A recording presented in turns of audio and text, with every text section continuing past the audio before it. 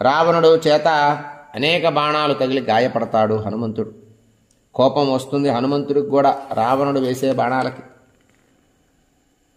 రావణుడి దగ్గరగా వెళతాడు. చక్రాలతో, గుర్రాలతో, ధ్వజాలతో, ఛత్రాలతో, పెద్ద పతాకాలతో, సారథితో, అశని, శూల, ఖడ్గాలతో కూడినటువంటి రావణుడి రథాన్ని వాడి అయినటువంటి బాణాలతో ఛేదిస్తాడు రాముడు హనుమంతుడు భుజాలపైన కూర్చొని. సుందరమైన వక్షస్థలాన్ని బలపూర్వకంగా వజ్రాయుధంతో సమానమైనటువంటి బాణాలన్నీ కూడా ఎప్పుడైతే రావణుడికి తగులుతాయో రావణుడు ఆశ్చర్యపోతాడు. వజ్రాయుధం దెబ్బ తగిలినా, పిడుగులు పడినా క్షోభ చెందలేదో, రావణుడు ఎప్పుడూ చలించలేదు. అవి తగిలినా సరే రాముడి బాణం తగలగానే చాలా దుఃఖపడతాడు, భయపడిపోతాడు, చలించిపోతాడు. ధనస్సు చేతిలోంచి జారిపోతుంది. రాముడు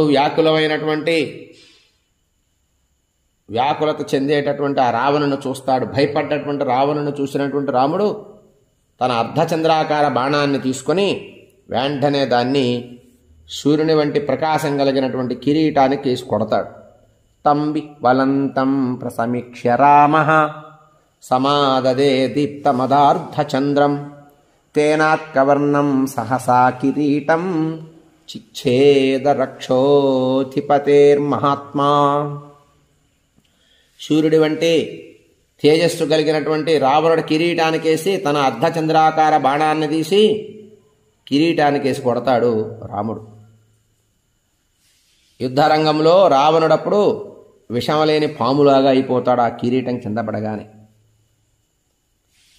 ప్రకాశహీనుడైపోతాడు. కింద పడిపోతుంది రథం. రావణుడితో అప్పుడు రాముడు మాట్లాడుతూ ఉన్నాడు. నీవు భయంకరమైనటువంటి గొప్ప తప్పు చేశావయ్యా. నా మహావీరులు అందరినీ పడగొట్టావు, వానర సైన్యాన్ని. నీవు బాగా అలిసిపోయావు ఇప్పటిదాకా యుద్ధం చేసి. నిన్ను నేను నా బాణాల చేత యమలోకానికి పంపటం లేదు. ఇప్పుడు పంపించను. బాగా అలిసిపోయావు నువ్వు. నీవు యుద్ధంలో అలిసిపోయావు గనక ఆ విషయం నాకు తెలుసు.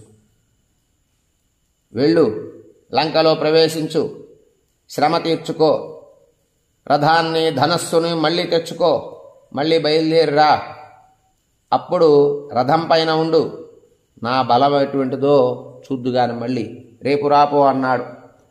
ప్రయాహి గానామిరణార్ది తత్వం ప్రవిశ్య రాత్రించరరాజలంకాం ఆస్వస్య నిర్యాహిరధీ చ ధన్వీ తదా బలం ప్రేక్ష్యచి మే రథస్థః.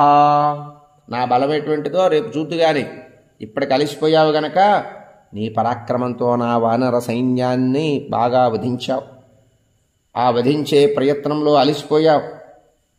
ఇప్పుడు నిన్ను యమలోకానికి పంపను నేను. ఇప్పటికి ఇంటికి వెళ్ళిపో, లంకలోకి ప్రవేశించు. రేపు ఉదయం మళ్ళీ రథం తీసుకొనిరా, ధనస్సును తీసుకొనిరా అన్నాడు. నా శక్తి ఏమిటో రేపు చూద్దుగానన్నాడు రాముడు రావణుడితో. రావణుడు దర్పం అణిగిపోయింది. రావణుడి సంతోషం అణిగిపోయింది. ధనస్సు విరిగిపోయింది. గుర్రాలు, సారథి అందరూ కూడా రాముడు వేసిన బాణాలకు మరణించారు. కిరీటం కింద పడిపోయింది. అట్టి స్థితిలో రాముడి బాణాల చేత పీడితున్నటువంటి రావణుడు లంకలోకి ప్రవేశించాడు. చాలా బాధతో వెనక్కి వెళ్ళిపోయాడు. రాముడు రణరంగంలో వానరులు ఎంతోమంది మరణించడాన్ని చూశాడు. అదే సమయంలో లక్ష్మణుడి దేహం నుండి కూడా లక్ష్మణుడు మూర్ఛ చెందటాన్ని చూసి బాధపడ్డాడు.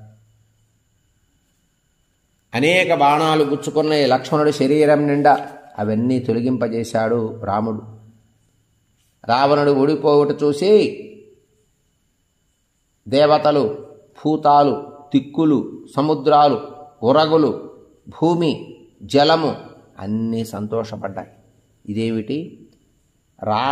రావణుడు రాముడి ముందు నిలవలేక తన బాణాన్ని, కిరీటాన్ని, రథాన్ని, అశ్వాలని అన్నింటినీ వధింపజేసినటువంటి రాముడి ముందు నిలవలేక లంక వైపుకు వెళ్ళిపోయాడు. అపజయం పొందాడు రాముడి చేతిలో అని పంచభూతాలు ఆనందపడ్డాయి. అసురులంతా ఆనందపడ్డారు, భూతాలు ఆనందపడ్డాయి, దిక్కులు ఆనందపడ్డాయి, సముద్రం ఆనందపడింది, వరగులు ఆనందపడ్డారు, భూమి ఆనందపడింది. అందరూ ఆనందపడ్డారు. రావణుడు లంకాపట్టణంలోకి దిగాలుగా తల వంచుకొని సిగ్గుచేత వెళ్ళిపోయాడు. రాముని చేతిలో పరాజయం పొంది దుఃఖాన్ని పొందుతూ ఉన్నాడు లంకలోకి వెళ్ళినటువంటి రావణుడు. అప్పుడు కుంభకర్ణుణ్ణి నిద్రలోంచి లేపుతాడు రావణుడు. వానరులంతా కూడా కుంభకర్ణుడిని చూసి భయపడతారు. రేపు ఉదయం మనం కుంభకర్ణుడు ఎలా యుద్ధం చేస్తాడు అవి మనం పారాయణ రూపంగా స్మరించుకుందాం. ఇప్పటి వరకు జరిగినటువంటి పారాయణలో హనుమంతుడు రావణుడిపైకి యుద్ధం చేయటం, రావణుడు నీలుడితో యుద్ధం చేయటం,